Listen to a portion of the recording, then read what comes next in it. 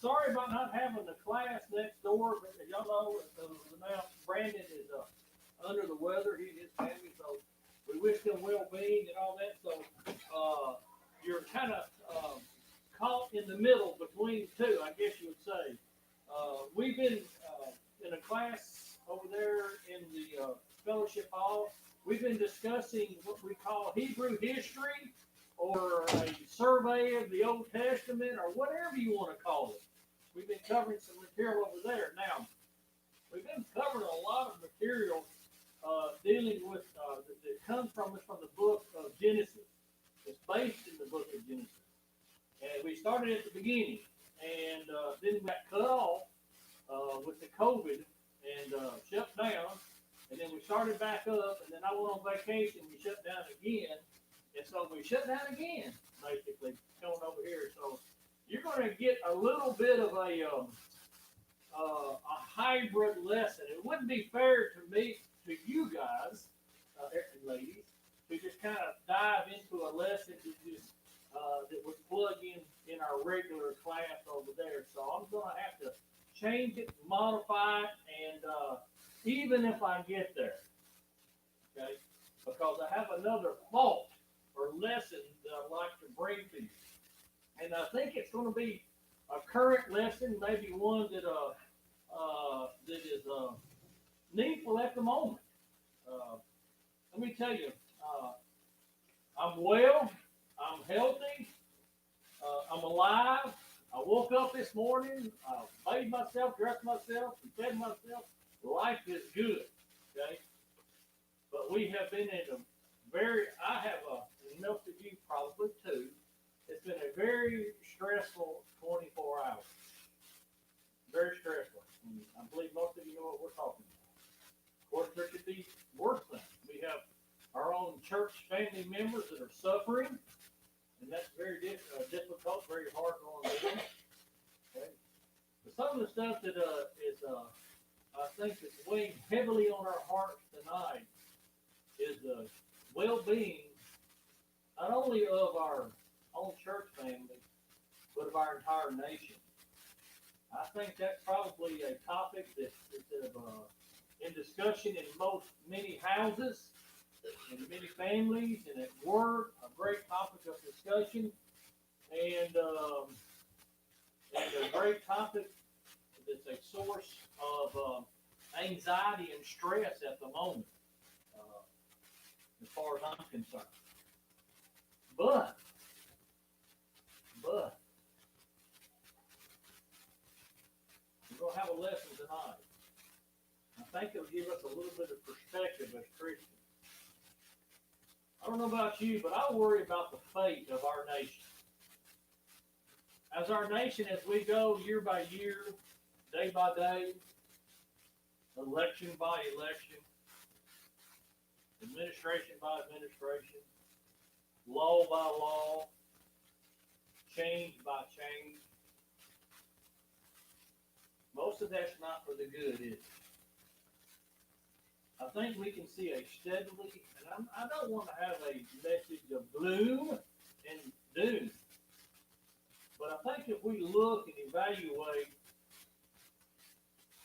to see where we were 50 years ago in the United States on a moral plane, and compare it to where we are today on that moral plane, I think you're going to see a wide, huge gap in moral. I have one of those stinking hospital-provided cell phones, and a picture popped up the other day. It was one of those news things. It was some character, Hollywood character, and I don't know who she is. If I were to read her name, I don't remember what it was. She had a last name to start with R-A-T, Ratinski or something like that. Some of you may know who that is. I don't.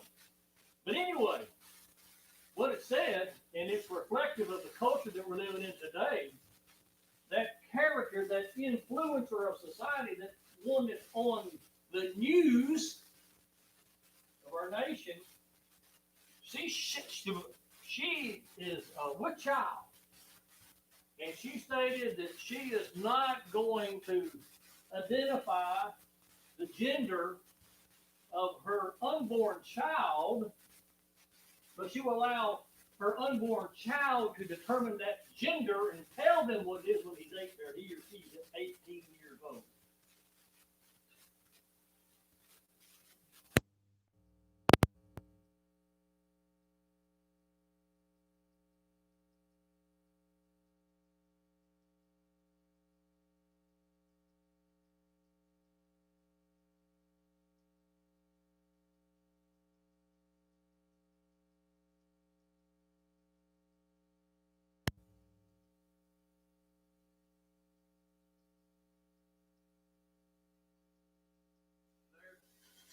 We still got a good country. We still got a lot of good people, a lot of good. But it seems like as the decades pass, and I look back and kind of see where we are, and then I see on TV where we were even further back. We're not moving on the upward plane. You know, I was actually hearing a few months back, a few weeks back, however long it was back, the possibility of overturning Roe versus Wade. Were y'all hearing that? I'm not going to make this a political speech, but you know what that means? Our country was making discussion. They were having good, lively discussion, and we could see a path to overturning abortion in our country and making it illegal. That was good rhetoric, was it not?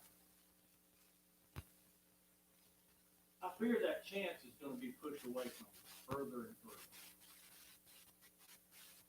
So how do we, as the faithful of God, how do we behave? How do we respond in a situation such as our current political climate? What do we do? What do we do?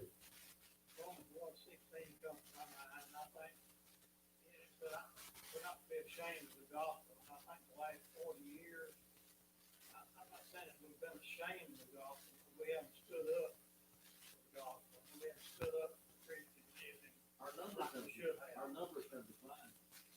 But we're in a, and I hate to come in and present a picture. And guess what's going to happen the day after inauguration of the next president? Y'all know who that's going to be. Not the one I want. What are we going to do the very next day? We're going to get up out of bed. We're going to go to work. And continue doing the things that we've got to do. No. The sun's going to rise. Unless the Lord comes first, right? The sun's going to rise. Unless the Lord comes first. Well, life is going to go on. That's my thought here. But how should the faithful of God manage all of this? Take all of this in and deal with this. What should be our behavior? Do we have an example in the Scriptures? That'd be a good place to go, wouldn't it? Turn your TV off for the next 4 years and dive into the Lord's Word. What do you think about that? Guarantee you'd have a totally different perspective on life, probably. Lord, come quickly, possibly. But do we have a biblical example of how that we can manage this? Can you think of individuals in the Bible and the Scriptures that lived in corrupt, immoral societies that we have never seen in our lifetime? Let me tell you, we still got a lot of good. But we've had the faithful of God to live in centuries of past. I'm not talking about just Christians. We've had the faithful of God, our Hebrew ancestors, have lived in corrupt, massively immoral nations, but yet they did what? They remained faithful to God.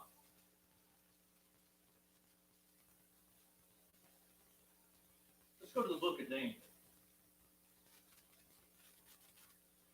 Let's think about Daniel, Hananiah, Azariah, and Mishael. The Babylonian names are what?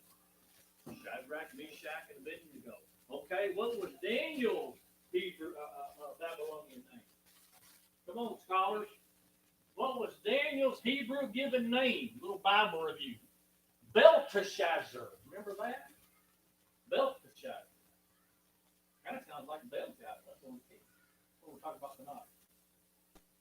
Let me tell you, Daniel, faithful of God? Say yes. Daniel, a faithful of God? Yes. Daniel lived under the Babylonian Empire? Yes. Oh, how corrupt they were, how wicked they were. But not only did he live under a certain Babylonian king, he lived under more than just one king. He lived under more than just one corrupt nation. He lived under two other corrupt nations. You know who they were? Who did the Babylonians give yield to? Darius the what? Mede. The Mede. Remember the Medes and the Persians? Nebuchadnezzar was what? A Babylonian. Oh, a wicked kingdom. The Medes, wicked kingdom. Pagans is what they were. They worshiped gods of wood, stone, and precious metals. They worshiped God.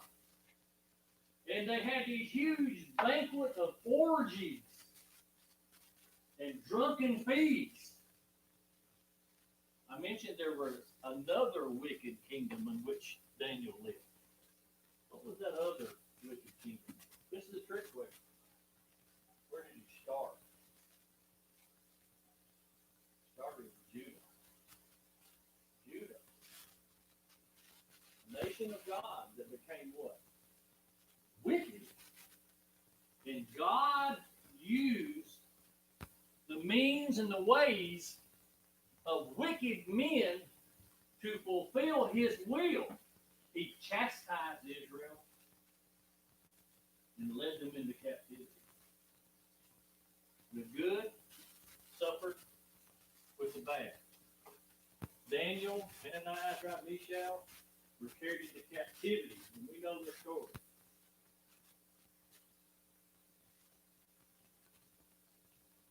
Faithful of God, but live in a pagan nation, a sin-stricken, immoral, grossly immoral nation. But yet they remain faithful. The question is, how do we do that today? Can we do that today? Let me tell you, our nation's not at that level of immorality like it was in the days of Babylon. Our nation's not there. We still got a lot of good to go. Let's look in the book of Daniel. I'm going to read some passages and bring out some thoughts.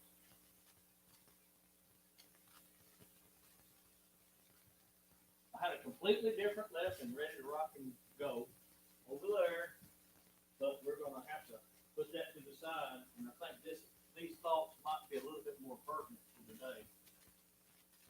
I know it starts off on a little bit of a down note, but it's meant to fortify and build us up and to strengthen us for what could come,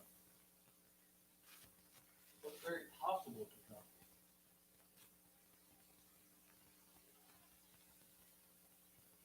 Don't have my glasses, but go to verse 8 in chapter 1. How did Daniel remain faithful in unfaithful times? And how can we, as children of God, just as Daniel, how can we, as children of God, remain faithful in an unfaithful world? How can we do that? Someone read that verse for me. Daniel purposed in his heart that he would not defile himself with the portion of the king's meat for which the wine which he drank. Therefore he requested of the prince of the eunuchs that he might not defile himself. What does it mean he purposed in his heart? He made a determination. He said his mind, it said he purposed in his heart. Where's his heart? Right up here, right? He made a determination. What did you say? He made up his mind. He made a decision that I'm going to do this, even though I was ripped from my country as a slave, emasculated, talked about there, delivered to the keeper of unity. I don't know, I'm not 100% positive on all that, because it said children without blemish. And if, according to Hebrew discussion, or Hebrew scriptures, or Hebrew thought, one that had been emasculated, that is a eunuch, was not a perfect child. Okay? They couldn't believe that. Okay? Struggle with that a little bit. Possibly, maybe no. I'm not 100% sure. Highly likely, yes, because they give them to the eunuch. The keeper of the eunuch, prince of the eunuch. Ooh, I shiver at that. What happened to those young children, Hebrew children, carried into captivity? Their parents, what, killed? All their loved ones and family killed? They're chained and taken to a far away land, country? But yet, these 4 young men were special. They were faithful of God. Not to say that there weren't others. There was not mentioned to it. And they, in those difficult, trying, horrible circumstances that they lived, they said, I'm going to make a decision. I'm going to do what's right. When I get up in the morning, I'm going to do what's right. I'm going to do what God wants me to do, despite what might happen in our country. Despite how wicked our country may become, I am going to do what is right. You've got to make that decision. It just doesn't happen by accident, does it? It can't. Daniel's a wonderful character. You know, he had to deal with kings. Of course, I think there was some miraculous intervention on the behalf of Daniel, especially in his ability to interpret dreams. Great ability. And God gave it. Because it said that God gave him favor before the Babylonians.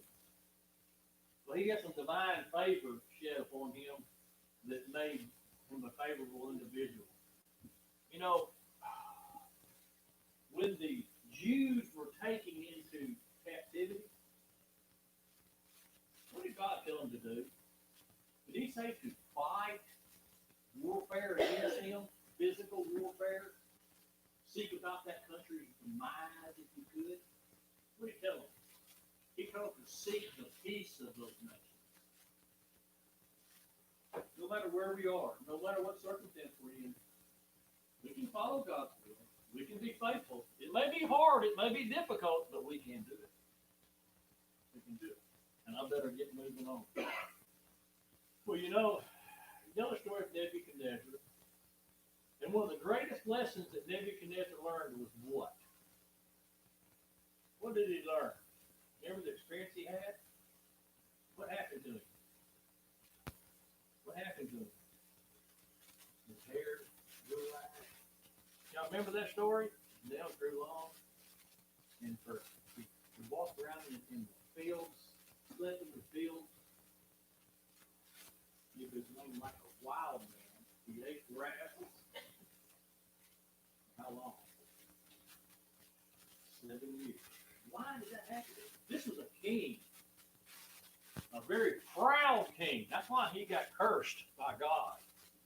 Very proud king. We don't have time to read them. But what did he learn after that 7 years of internment as a wild animal? Like a king on a throne wandering around in the field like a dog for 7 years. What did he learn?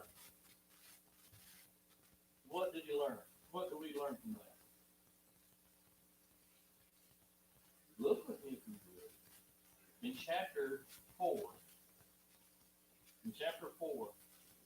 as it's described what happened to Nebuchadnezzar and what conclusion he came to.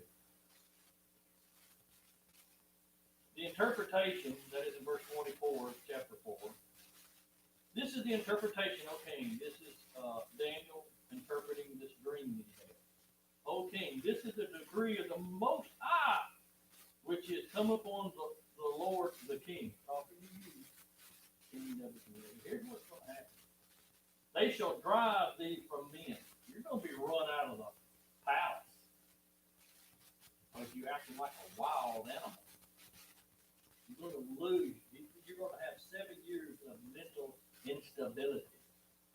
Thy dwelling shall be with the beasts of the field, and they shall make thee to eat grass as oxen. And they shall wet thee with dew of heaven. And 7 times. Is that my phone? And they shall wet thee, let's see, and 7 times shall pass over thee, till thou know. Here it is. This is what he learned.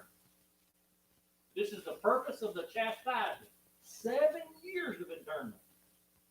Till thou know that the Most High ruleth in the kingdoms of men. Oh, there's our lesson for today. The Most High, God rules in the kingdom of men.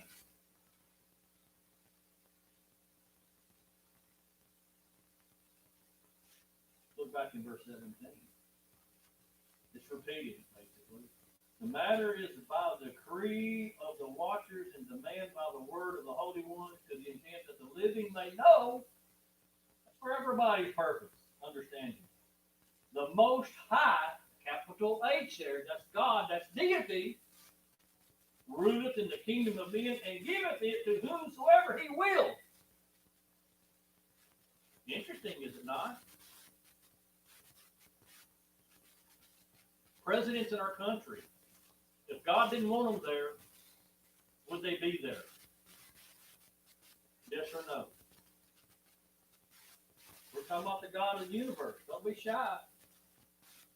If God wanted somebody not to be in the presidency, what would he do? He wouldn't let it be. That's a deep thought right there. God rules in the kingdoms of men. God's still in charge. God is still in charge. You've got to understand that. That's a physical kingdom, is it not? I'm glad that Brandon's teaching us lessons from the book of Revelation. The book of Revelation was written during a very difficult time for our brothers and sisters in Christ of many centuries back. Many years back. Anyway, so what was the answer? What was the purpose? What was the theme of the book? He tells them, some of us are going to suffer. Some of us are going to suffer the blood. Not suffer blood. We're going to shed our blood. But the theme of the book is a simple thing. We will what? We will what? We will overcome. We will win. We will win. Because we are the faithful of the Most High God. This world is not our home. We are but strangers and what?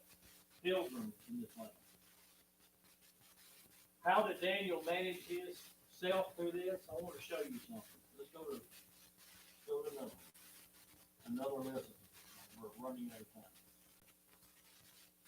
You remember how that Daniel was basically hooked and crooked and thrown in the lion's den?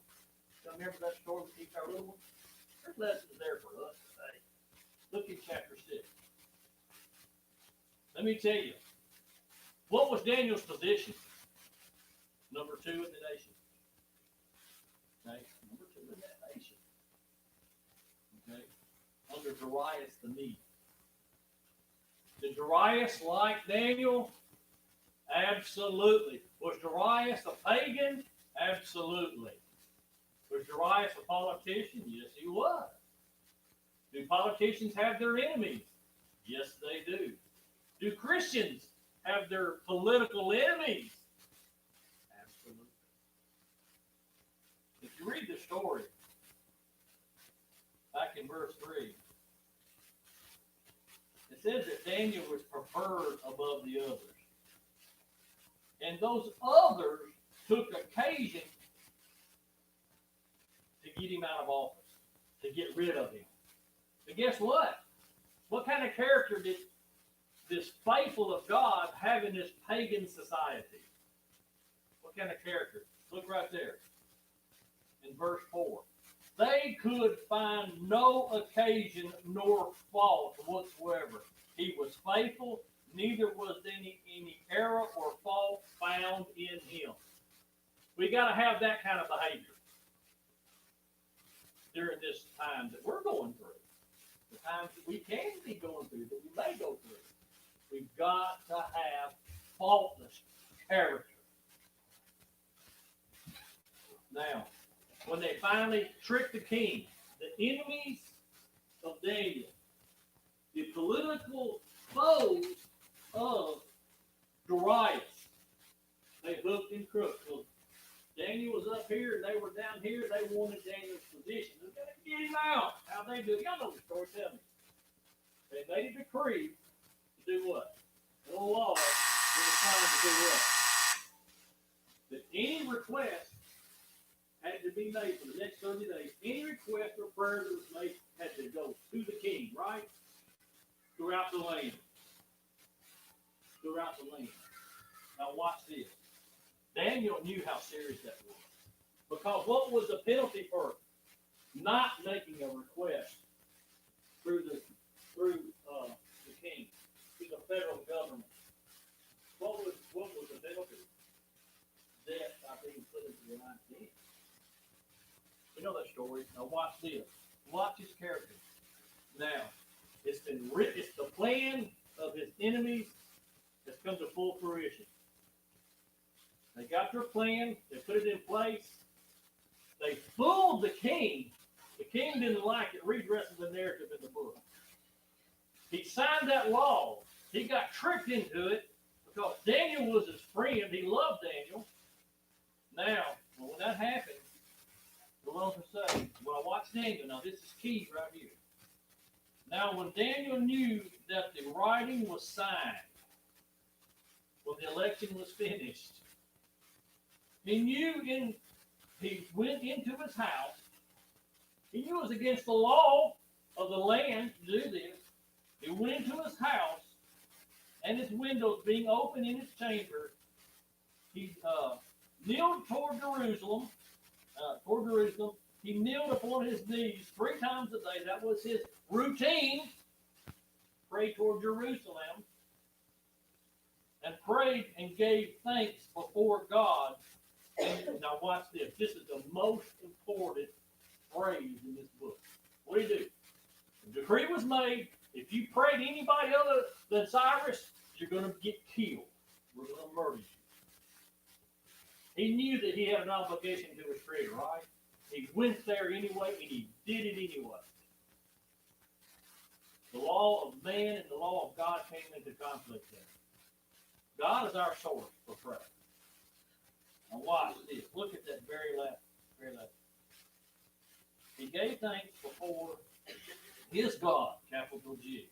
Look at this. As he did before time. Think about it. What are you going to do after inauguration day? Same thing we're doing tonight. We're going to keep on. We're going to keep hammering on. We're going to continue being Christians. We're going to continue being faithful before God. We're not going to allow the immoralists.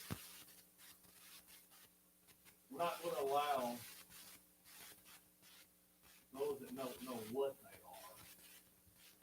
Beginning, we were going to keep talk tonight in our class. In the beginning, God made them what? Male and female. Pretty easy to understand. You know what's there. But our confused society on some folks figure that out. Evil continues. We're creeping towards Sodom and Gomorrah. We're marching towards Sodom and Gomorrah as a nation. Pray for our nation. Pray for our nation. Be thou faithful, even if it takes us to a bill. Any thoughts? Any questions? I guess you can hit that button. Unless it's too early. I can keep talking.